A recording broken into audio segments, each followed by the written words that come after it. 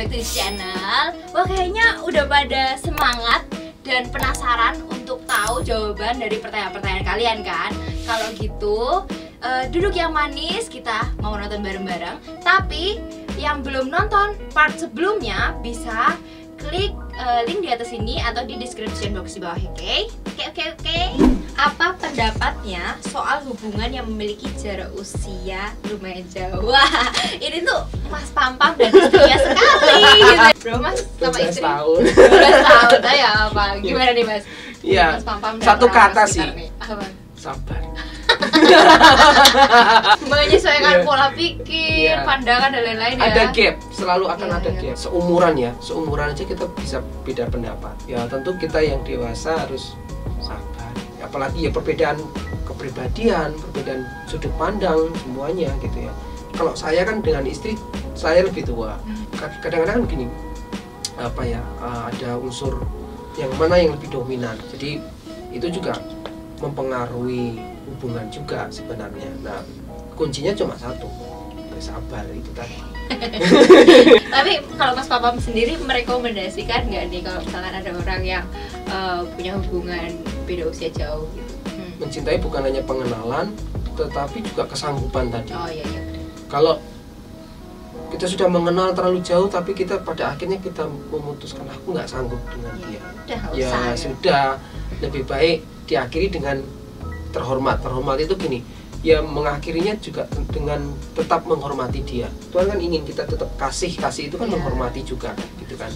Kasih itu menghormati. Jadi putus hubungan cinta kasih dengan laki-laki bukan berarti putus hubungan kasih di dalam Tuhan. Malah justru kadang lebih tulus. Karena apa?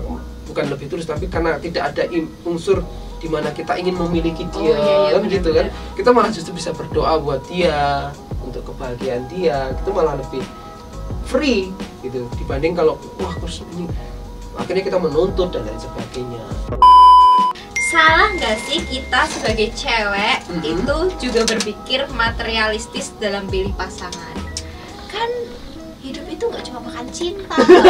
Ya, intinya cinta itu nggak bisa dimakan ya. Iya. Boleh nggak nih materialistis? Ya, materialistis sih boleh sih, tapi juga jangan jadi berlebihan ya. Jangan jadi utamanya gitu ya Mas betul. Ya kita faktor-faktor materialistis juga tetap kita pertimbangkan. Contohnya kita menikah atau pacaran dengan seseorang yang mungkin kalau yang sudah level pemuda terus dia belum bekerja dan lain sebagainya, terus hidupnya masih menggantungkan sama orang tua. Ya kita berpikir kayak gitu berarti dia minta uang jajannya dari mana? Kan gitu, kita mikir juga begitu ya. Seperti itu ya. Jadi boro-boro mau beliin pacarnya malah dibeliin pacarnya kan gitu.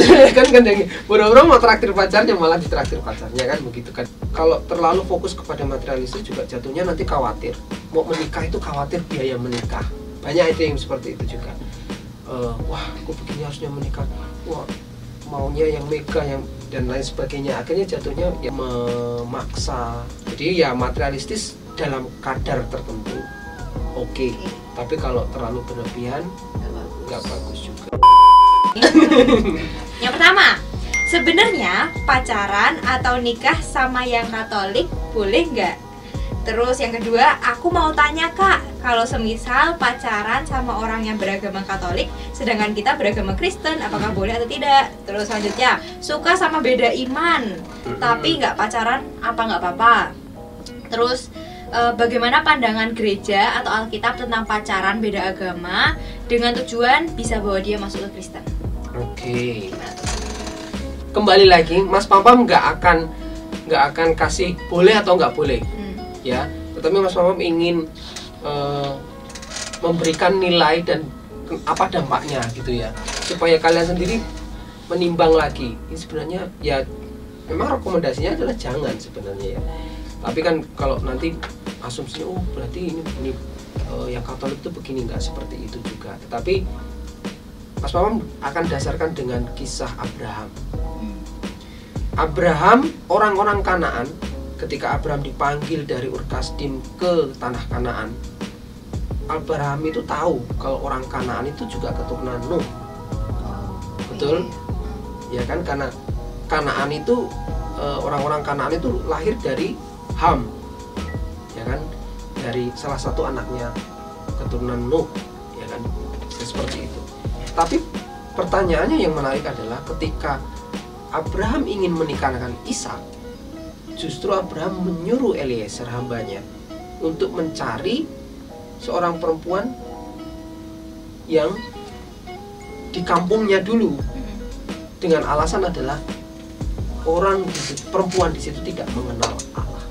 Nah, kan Katolik itu mirip dengan Kristen, ya mirip tapi kan belum tentu sama. Iya. Ya kan? Ya, saya menghargai semua teman-teman yang Katolik, ya kan. Kalau kita dibedakan, kenapa kita dimirip-miripkan? Maksudnya artinya tahu ya, kalau ada Katolik kenapa ada Kristen? Kalau itu sama kenapa nggak disatukan kan gitu? Karena itu memang berbeda, makanya itu dipisahkan kan gitu. Makanya dasarnya Mas Mamam dari cerita Abraham, sama-sama keturunan Nuh, ya kan, sama-sama ke Kanaan juga keturunan Nuh. Abraham sendiri juga dari keturunan Nuh, ya kan.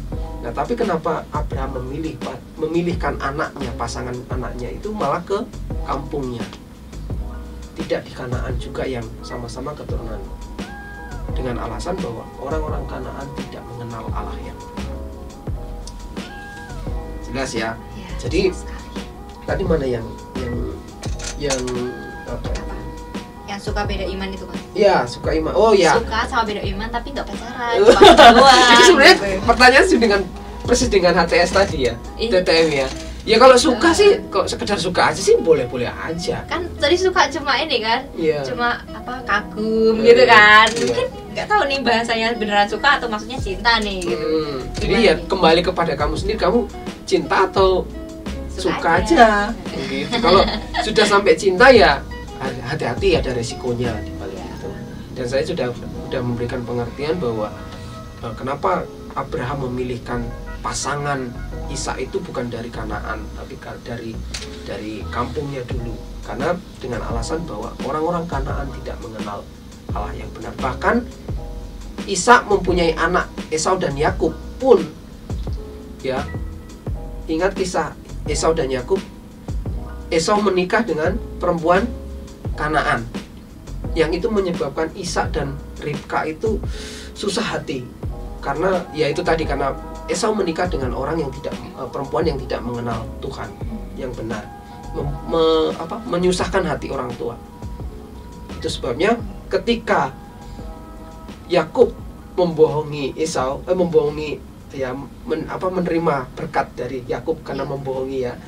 Terus ibunya menyuruh untuk pergi ke tempat Laban, pamannya. Dan baru di sana dia menemukan pasangan yang sesuai. Itu yang dengan ya Allah yang benar itu tadi. Jadi kalau sudah ya pada dasarnya tidak mengenal Allah yang benar, kenapa kita mau kok, ya kalau itu sudah jurang, kenapa kita kok malah di pinggirnya jurang ya, gitu kan ya. Itu ya aneh. Kadang-kadang kan anak zaman sekarang gitu malah ya yang halal yang membahayakan itu malah kadang-kadang dicoba gitu. Jangan-jangan malah maju-maju ya.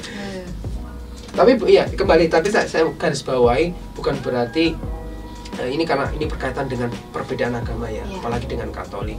Bukan berarti orang Katolik itu kita lebih saleh dan orang Katolik tidak lebih saleh. Tapi memang kita ini berbeda dengan ajaran. Itu saja, berbeda ajarannya. Nah, bicara tentang kesalehan dan lainnya, ya itu kembali kepada personal masing-masing. Ya, jadi ya tetap kita harus menghormati saudara-saudara kita yang Katolik, bahkan yang bukan Katolik pun juga kita harus menghormati. Seperti itu. Tuhan pun mengajarkan kita mengasihi semua orang. Kan? Gitu. Kalau yang ini tadi kayaknya agak belum kejawab nih Mas. Gimana? Jadi dia nih tujuannya pacaran itu untuk membawa dia masuk ke Kristen. Kadang-kadang itu cuma modusnya adik-adik aja. Kayak biar dibolehin itu ya Mas ya. Gini ya, kisah cinta itu memang unik. Setiap orang bisa punya kisah cinta unik. Saya itu punya teman kisah cintanya unik. Jadi dia pacaran dengan saudara yang Muslim. Nah, setelah putus, justru yang cowoknya yang Muslim ini pindah ke Kristen. Oh, setelah putus? Setelah putus malah cowoknya ini masuk ke Kristen.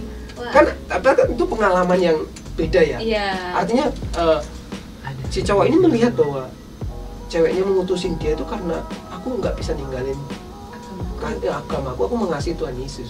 Akhirnya si cowok ini malah penasaran, kamu tuh kasihnya sama Tuhan Yesus seperti apa sih?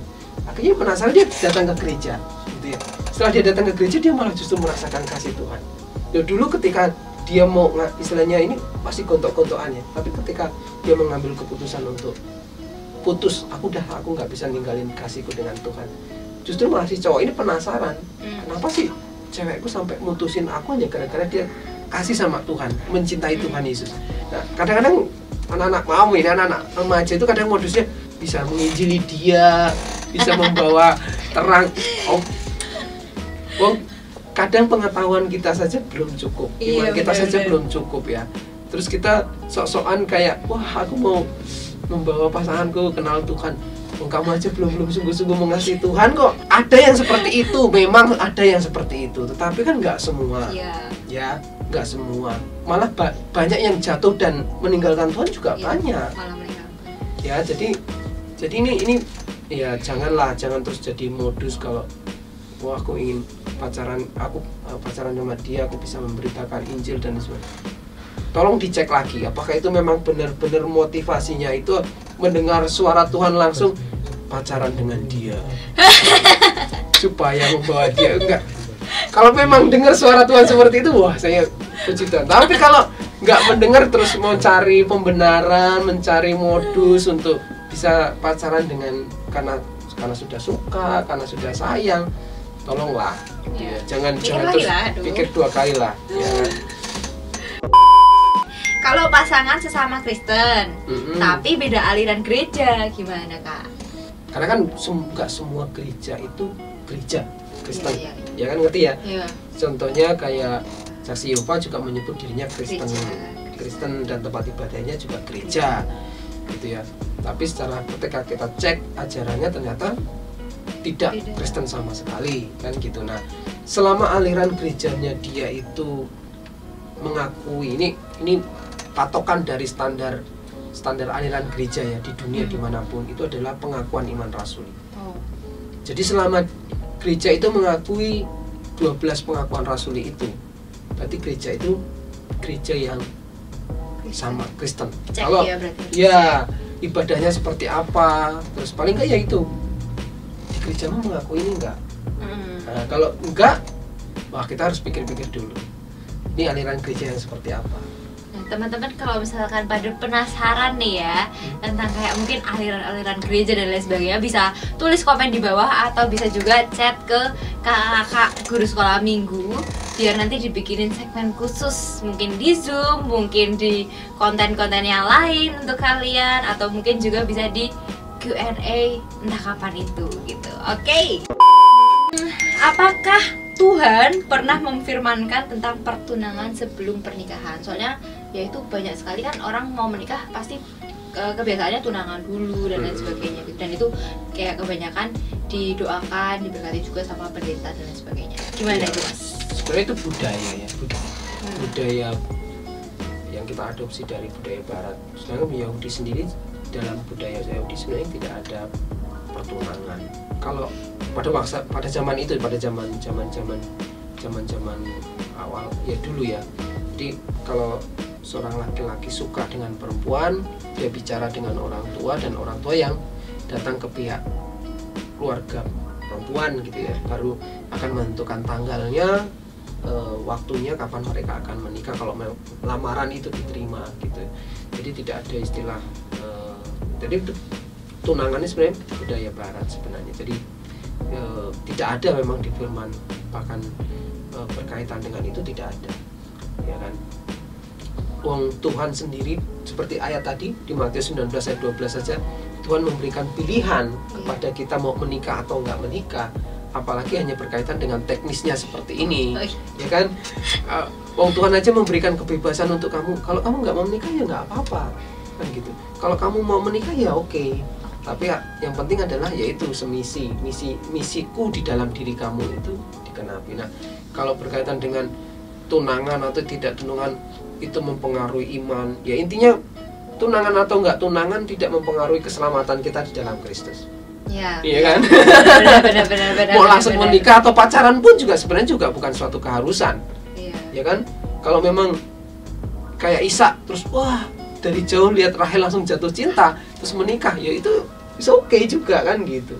Tapi zaman sekarang seakan-akan kalau nggak pacaran nggak asik. Padahal kisah cinta itu, iya, seakan-akan kalau nggak pacaran tuh nggak asik. Padahal ya, kisah cinta itu punya keunikannya masing-masing. Iya. Pertanyaan terakhir ya. Jadi jangan ngantuk-ngantuk dulu lah. Oke. Tolong, ini bukan pertanyaan, tapi pernyataan ya. Tolong, kadar cintaku semakin berkurang.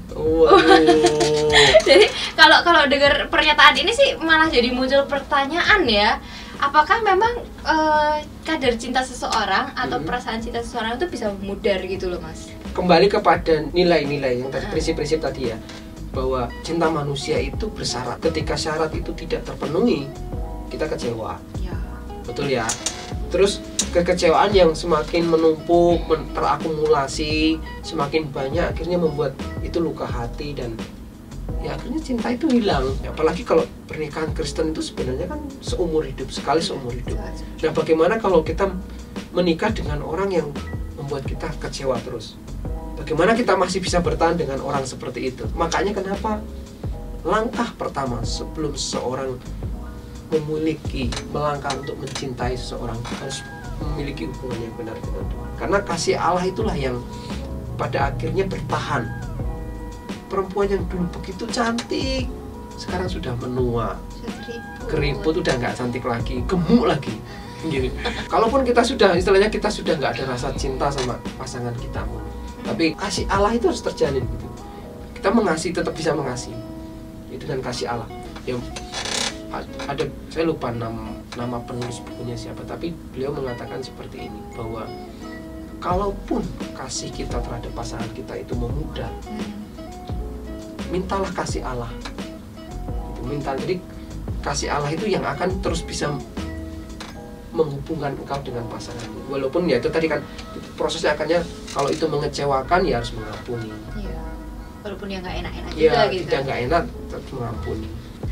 Apakah teman-teman sudah paham semuanya? Banyak banget ya Kak Livia belajar hari ini.